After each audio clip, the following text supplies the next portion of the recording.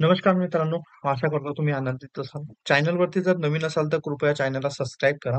जेणेकरून येणारे प्रत्येक नवीन व्हिडिओ तुमच्यापर्यंत पोहोचतील आणि ज्या काही महाराष्ट्र शासनाच्या, केंद्र शासनाच्या ज्या योजना असतील, त्या तुमच्यापर्यंत पोहोचण्याचा प्रयत्न नक्की करूया.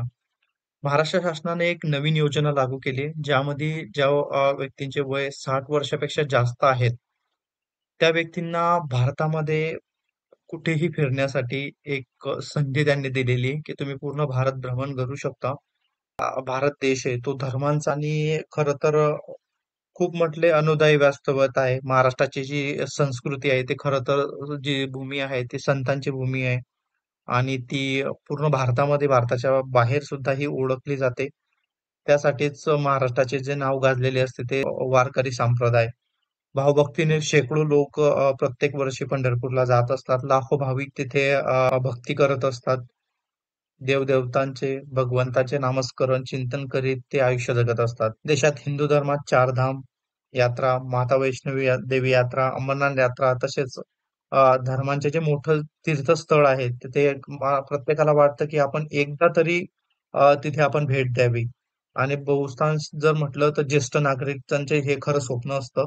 पुण्यकर्म म्हणून तीर्थक्षेत्र जाण्याची प्रत्येकाची त्यांची इच्छा असते. परंतु गोरगरिबीमुळे आणि सर्वसामान्य कुटुंबातील जे ज्येष्ठ नागरिक आहेत, त्यांना आर्थिक अडचणीमुळे कुठेही जाणं शक्य होत नाही. तसं जर बघायला गेलं तर म्हणजे अनेक ज्येष्ठ नागरिकांचे तीर्थयात्रा करण्याचे जे स्वप्न आहे ते अपूर्णच राहतं. मग ही सदर बाब जी आहे, ही गोष्ट महाराष्ट्र शासनाने माननीय मुख्यमंत्री एकनाथजी शिंदे यांनी विचारात घेऊन त्यांनी एक योजना लागू करत आहे. सर्वसामान्य ज्येष्ठ नागरिकांना देशातील मोठ्या तीर्थस्थळांना जाऊन मन शांती तसेच आध्यात्मिक पातळी गाठणे सुकर व्हावे यासाठी राज्यातील सर्व धर्मातील ज्येष्ठ नागरिक जे असतील, जे 60 वर्ष किंवा त्याहून अधिक वयाचे जे व्यक्ती असतील, ते राज्य आणि भारतातील तीर्थक्षेत्रांना फ्रीमध्ये भेट देऊ शकता. जे की त्यांनी एक योजना लागू केली, तिचं नाव आहे मुख्यमंत्री तीर्थदर्शन योजना. शासन निर्णय जो आहे तो राज्यातील सर्व धर्मातील ज्येष्ठ नागरिक 60 वयाचे 60 किंवा त्यापेक्षा जास्त जे असतील ते भारतातील तीर्थक्षेत्रांना भेट देण्यासाठी जाऊ शकतात. ते पण फ्रीमध्ये मुख्यमंत्री तीर्थदर्शनी योजनेमार्फत. त्या योजनेचं जे उद्दिष्ट आहे ते राज्यामधील ज्येष्ठ नागरिकांना तीर्थक्षेत्र यात्रा जी आहे ती मोफत मिळावी आणि सदर योजनेमध्ये महाराष्ट्र राज्य व भारत देशातील प्रमुख जी तीर्थस्थळ आहे त्यांचा समावेश राहीलच. तीर्थस्थळांची यादी व ब प्रमाणे असेल जसं सदर यादीमध्ये जे स्थळे कमी होऊ शकतात अथवा स्थळांमध्ये वाढही होऊ शकते.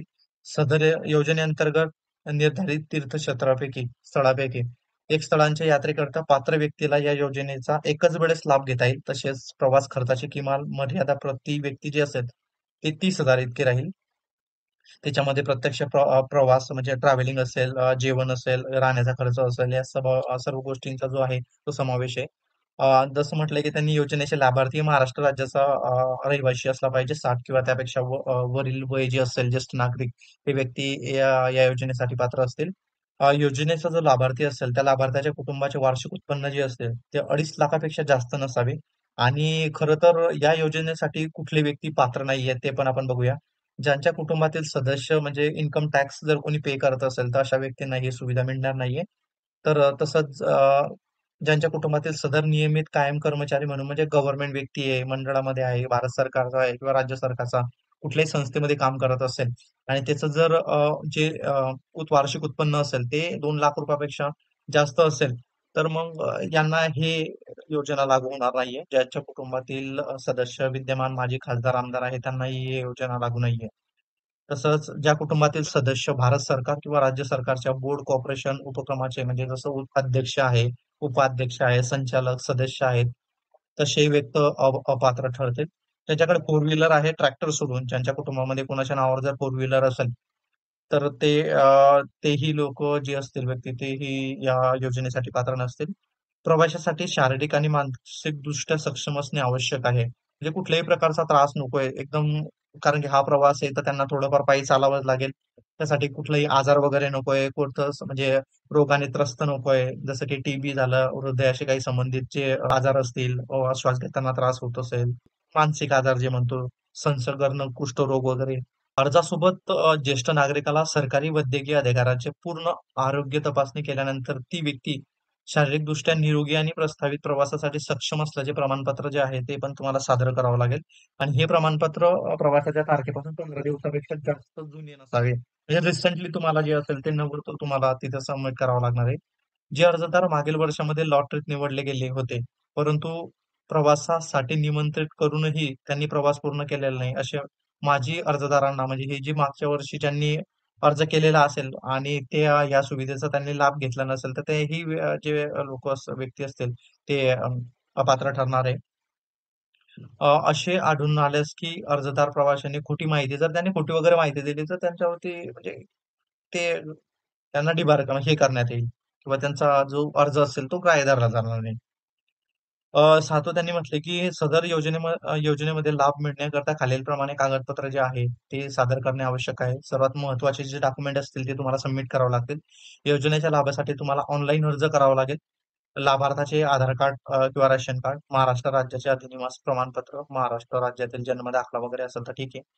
लाभार्थ्याचे अधिनिवास प्रमाणपत्र उपलब्ध नसेल तर त्याऐवजी विद्यार्थी म्हणजे लाभार्थी जो बी असेल 15 वर्षपूर्वीचे रेशन कार्ड असेल, मतदान कार्ड असेल किंवा शाळा सोडल्याचा दाखला असेल, जन्म दाखला असेल, कुठलंही एक जे डॉक्युमेंट असेल ते ग्राह्य धरलं जाईल इथे. कुटुंब प्रमुखाचा जो असेल तो उत्पन्नाचा दाखला इथे गरजेचा आहे. 2.5 लाख रुपयापेक्षा जास्त नसावे. किंवा पिवळे किंवा रेशन कार्ड जर असेल तुमच्याकडे तर उत्पन्नाच्या दाखल्याची गरज नाहीये.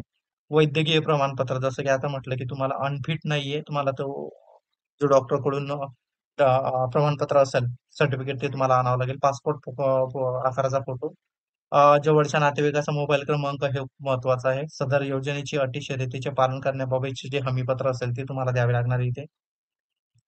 रेल्वे प्रवास तसेच बस प्रवासासाठी एजन्सी तथा टुरिस्ट कंपन्यांची निवड ते करतील. लाभार्थ्याची जी निवड असेल ते प्रवाशाची निवड जिल्हा स्तरावर स्थापन करण्यात आलेल्या जिल्हास्तरीय समितीद्वारे पुढील प्रकारे म्हणजे त्यांची जी समिती असेल ते डॉक्युमेंट्स पूर्ण व्हेरिफाय करून सनच ते जो लाभार्थी असेल ते प्रत्यक्षात त्याची निवड होणार आहे. निवडलेला जो प्रवासी असेल, प्रवाशाला न गेल्यास प्रतीक्षा यादीत समाविष्ट असलेल्या व्यक्तीला म्हणजे जर तुमची सीट कन्फर्म झाली, तुम्ही या योजनेसाठी पात्र आहात आणि जर तुम्ही ट्रॅव्हलिंग नाही केलं, तर तुमच्या पुढे जो व्यक्ती असेल, जो वेटिंगवर असेल, त्याला ते संधी दिली जाईल. आणि जे व्यक्ती कन्फर्म झालेले, सिलेक्ट झालेले, त्यांची जी यादी असेल ते पोर्टलवर किंवा जिल्हाधिकारी कार्यालयावर समाज कल्याण विभाग आयुक्त जे असेल त्यांच्या सूचना फलक जे असेल बोर्ड असेल त्याच्यावरती ते लावलेली असेल. फक्त निवडलेली व्यक्ती यात्रेला जाऊ शकते. ती त्याच्यासोबत म्हणजे एकच जो व्यक्ती असेल तोच व्यक्ती जाऊ शकतो. ज्याला या सुविधेचा लाभ मिळालेला आहे. तर कोणीही व्यक्ती किंवा लहान मुलं हे सोबत घेऊन जाऊ शकत नाही. जर पती आणि पत्नी स्वतंत्रपणे अर्ज केला असेल, तर एकाच्या लॉटरीत निवड झाली असेल आणि दुसऱ्याची लॉटरीत निवड झालेली नसेल, तर आयुक्त समाज कल्याण पुणे त्यांना किंवा तिला यात्रेवर पाठवण्याचा निर्णय घेऊ शकतील. म्हणजे जर सपोज घरामध्ये नवरा-बायको असतील, तर त्यांना म्हणजे सपोज पत्नीचा झाला असेल सिलेक्शन इथे, तर नवऱ्याचं जर नसेल झालं, तर ते जे समाज कल्याण अधिकारी असतील किंवा आयुक्त असतील, ते याबाबतचा निर्णय घेतील, की दोघांना एकत्र पाठवायचं का? प्रवास प्रक्रिया पण त्यांनी दिलेली आहे. जिल्हास्तरीय समितीने निवडलेल्या प्रवाशाची यादी समाज कल्याण जे आयुक्त असतील तिथे दिली जाईल.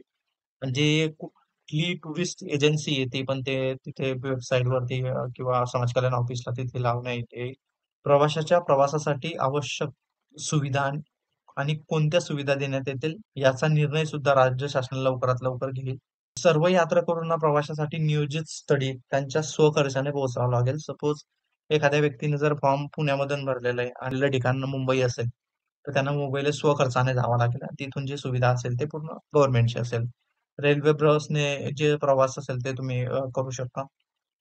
स्वखर्चाने तुम्हाला करावं लागेल, तिथे पोहोचावं लागेल. प्रवाशांचा गट जो असेल तो हा प्रवास केवळ एकत्रितपणे म्हणजे ग्रुपने जो असेल तो प्रवास केला जाईल. संपूर्ण तीर्थ ठिकाणी जे काही तीर्थ निवडले गेलेले असतील ते. जे दुसरे व्यक्ती असतील ते इतर लोकांच्या प्रवासावर निर्बंध असेल त्यांनी सांगितलेले. अतिरिक्त खर्चाबाबत कोणत्याही प्रवाशाला प्रवासादरम्यान देवस्थान व विभागाने ठरवून दिलेल्या निकष सुविधेबाबत इतर सुविधा घ्यायच्या असतील तर त्यासाठी अतिरिक्त म्हणजे भरावी जबाबदारी समज प्रवाशी राहील. म्हणजे कुठल्या जरी तुम्हाला दुसऱ्या सुविधा जर घ्यायच्या असतील याच्या व्यतिरिक्त तर तुम्हाला स्वखर्चाने करावं लागेल. हे त्यांनी काही अटी दिलेल्या आहेत, त्या तुम्हाला व्यवस्थित पाळाव्या लागतील. म्हणजे सिलेक्शन झालेले जे अर्जदार असतील त्यांच्याकडनं काय अपेक्षा असतील शासनाच्या, त्या इथे दिलेल्या आहेत त्यांनी. अर्ज करण्याची जी प्रक्रिया आहे ते त्यांनी इथे दिलेली आहे. योजनेचे अर्ज पोर्टल मोबाईलद्वारे सेतू सुविधा केंद्राद्वारे ऑनलाईन भरले जाऊ शकतात. तसं पात्र ज्येष्ठ नागरिकास या योजनेसाठी ऑनलाईन अर्ज करता येईल त्यांनी सांगितलेले. अर्ज भरण्याची संपूर्ण प्रक्रिया जी ते फ्री असेल. जर तुम्ही सेतू मार्फत जर गेले तर तुम्हाला इथे 50-60 रुपये जी काय असेल त्यांची फीस ते तुम्हाला द्यावं लागेल. ज्यांना ऑनलाईन भरता येत नसेल त्यासाठी त्यांनी सुविधा असं जे सेतू केंद्र असेल ते तिथे उपलब्ध असतील फॉर्म तिथून घ्यायचे. अर्जदाराने उपयुक्त ठिकाणी उपस्थित राहणे म्हणजे ते ई-के-वाय-सी केले जाईल, त्यांचा तो फोटो घेतला जाईल. कुटुंबाचे पूर्ण ओळखपत्र, रेशन कार्ड आणि स्वतःचे आधार कार्ड ते तुम्हाला द्यावं लागेल. ही अशी जे पूर्ण माहिती आहे ते संपूर्ण डिटेल्स त्यांनी दिलेले आहे. तुम्ही ही जी पी-डी-एफ आहे, ही पी-डी-एफ मी डिस्क्रिप्शनमध्ये देतोय. तुम्ही तिथे जाऊन डाउनलोड करून पण पूर्ण इन्फॉर्मेशन घेऊ शकता. वेबसाईटचे काम आहे ते सध्या चालू आहे, असं त्यांनी सांगितलेलं आहे. लवकरात लवकर ते उपलब्ध करून तुमच्यापर्यंत पोहोचवण्यात येईल. कुठल्या कुठल्या तीर्थक्षेत्राला जाता येईल असं त्यांनी जी यादी आहे, ती यादी इथे पूर्ण जी प्लेसेस आहेत, जे लोकेशन्स आहेत, ते त्यांनी इथे मेन्शन केलेले आहेत. हे पूर्ण म्हणजे महाराष्ट्राच्या बाहेर जे पूर्ण 73 जे देवस्थान आहेत, ते 73 देवस्थानं तुम्हाला फ्रीमध्ये जाता येईल. काही इथे ॲड पण होतील आणि काही म्हणजे कमी पण करण्यात येतील. दुसरी गोष्ट महाराष्ट्रामध्ये कुठले क्षेत्र आहेत ते ही संपूर्ण क्षेत्र इथे त्यांनी दिलेले आहेत. तर महाराष्ट्रामध्ये जितके लोकेशन असते 66 लोकेशन महाराष्ट्रामध्ये आणि भारतामध्ये हे जे म्हटलं तर 73 लोकेशन. हे संपूर्ण लोकेशन तुम्हाला फिरण्याची जी आहे संधी तुमच्यापर्यंत चालून आली. लवकरात लवकर फॉर्म भरा. जशी वेबसाईट ओपन झाली तशी लवकरात लवकर फॉर्म भरा आणि अप्लाय करा ऑनलाईन किंवा ऑफलाईन. आशा करतो मित्रांनो तुम्हाला या सुविधेची थोडीफार माहिती मिळाली असेल. चला आपण भेटूया पुढच्या व्हिडिओमध्ये. तोपर्यंत स्वतःची काळजी घ्या आणि कृपया चॅनलला सबस्क्राईब करून ठेवा. धन्यवाद मित्रांनो.